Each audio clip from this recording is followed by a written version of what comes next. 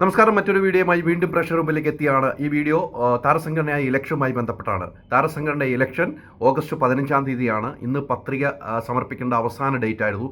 അങ്ങനെ പത്രിക സമർപ്പിച്ചു കഴിഞ്ഞപ്പോൾ നിലവിൽ മത്സരത്തിനുള്ളത് 74 പേരാണ്. 507 മെമ്പർമാരിൽ 74 പേര് മത്സര രംഗത്തുണ്ട് എന്നാണ് എനിക്ക് കിട്ടുന്ന വിവരം.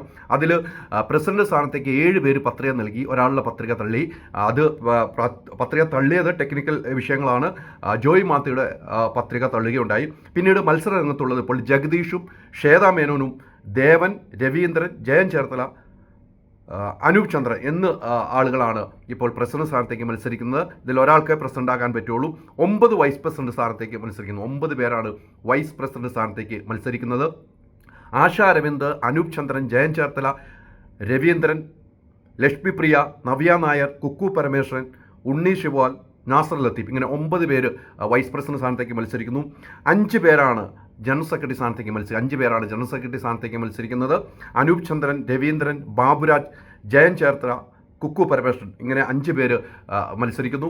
അതോടൊപ്പം തന്നെ ജോയിൻറ്റ് സെക്രട്ടറി സ്ഥാനത്തേക്കാണ് ഏറ്റവും കൂടുതൽ ആളുകൾ മത്സരിക്കുന്നത്. 16 പേര് ജോയിൻറ്റ് സെക്രട്ടറി സ്ഥാനത്തേക്ക് മത്സരിക്കുന്നു. സംഘടനയുടെ ട്രഷറർ സ്ഥാനത്തേക്ക് 9 പേര് മത്സരരംഗത്തുണ്ട്. 9 പേരാണ് മത്സരരംഗത്തുള്ളത്.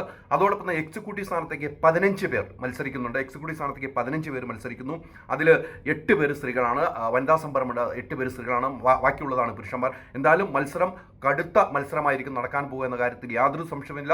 എന്തായാലും മോഹൻലാലിൻ്റെയും മമ്മൂട്ടിയുടെയും ഒക്കെ പിന്തുണ ആർക്കൊക്കെയാണ് ഉണ്ടാവുക എന്ന് നമ്മൾ കാത്തിരുന്ന് കാണേണ്ടതാണ്. വരുന്ന 31-ാം തീയതി മാത്രമാണ് ഇതിൻ്റെ പൂർണ്ണ രൂപം, ആരൊക്കെയാണ് മത്സരരംഗത്തുള്ളത് എന്ന് അറിയാൻ കഴിയുള്ളൂ. നേരത്തെ പറഞ്ഞതുപോലെ 17 പേരാണ് കമ്മിറ്റിയിൽ വേണ്ടത്.